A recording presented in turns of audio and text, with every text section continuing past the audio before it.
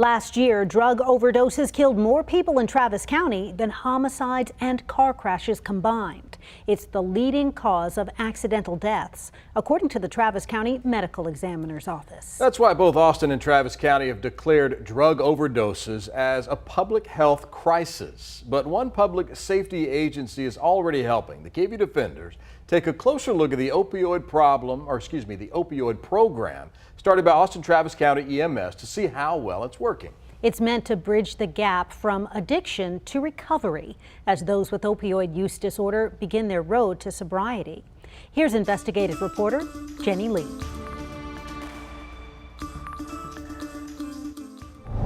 Yeah, it says here that they're under the southbound side bridge. It's a side of work paramedics do, most don't see or know about. All righty, man, under the south side bridge. Roger that. I'll make sure I put a note in and I'll put you en route. Be careful, man. Mike Sasser is a community health paramedic with Austin Travis County EMS. He's got one focus. Because at least once a week I go follow up on an overdose and have a conversation with somebody. Like, because they got resuscitated with Narcan, that typically means that you use opioids because that's the only thing that Narcan works on. Sasser helps those battling opioid use disorder.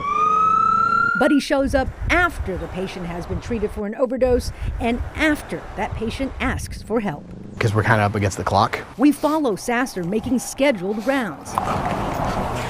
Up first, a homeless woman suffering from withdrawals.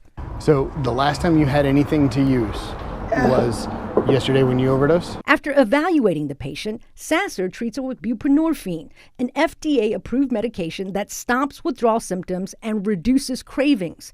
The buprenorphine bridge program helps patients get treatment while waiting to get into a recovery program. The whole program is summed up into a pretty simple conversation.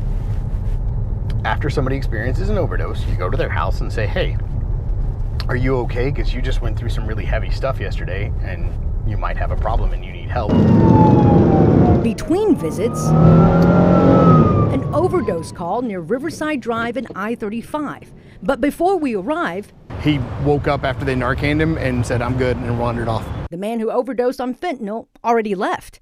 It only takes 2 to 5 minutes for Narcan to work. Because if somebody hadn't been here to stop him, to Narcan him, he'd be dead. The entire country, including the Austin area, is in the midst of an opioid overdose epidemic.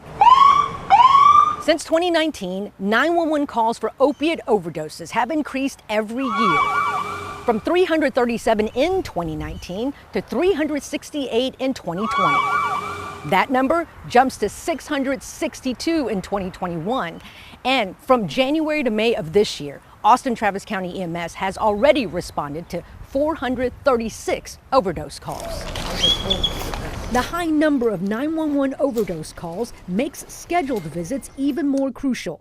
This time, I've been using like benzos and opiates since I was about 15. Alan Ramirez invited us inside his home, allowed us to show him take the buprenorphine, and shared his story. So I had cut the tendons in both of these fingers, and I had to have a couple surgeries, and I ended up abusing my pain prescriptions. The 26-year-old's addiction quickly escalated. I had to start getting stuff off of the street, and then everything had fentanyl in it. This is Ramirez's second attempt at sobriety this year, but he's optimistic because of the buprenorphine bridge program.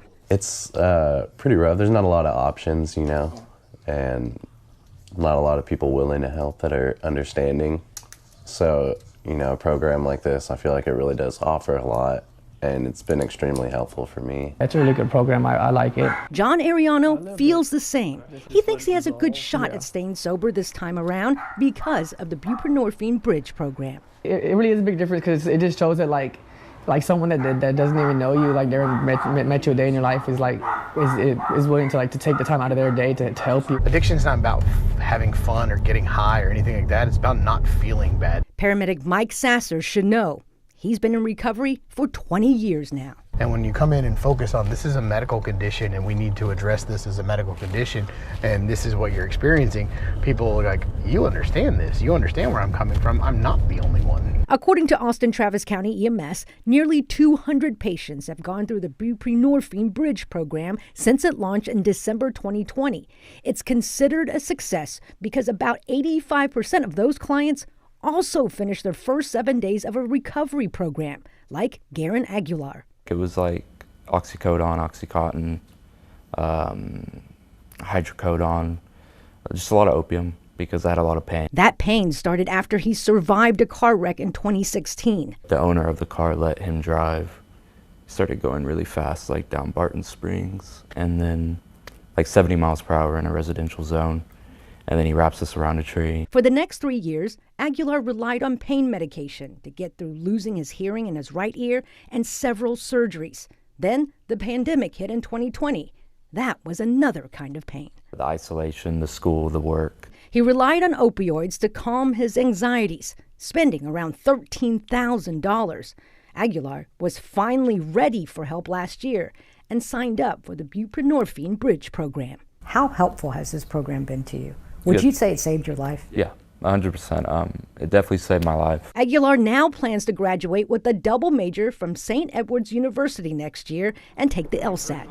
The 21-year-old eventually wants to help others struggling with drug issues, offering free legal services for those who can't afford it, helping others like the community health paramedics who helped him. For the KVUE Defenders, I'm Jenny Lee.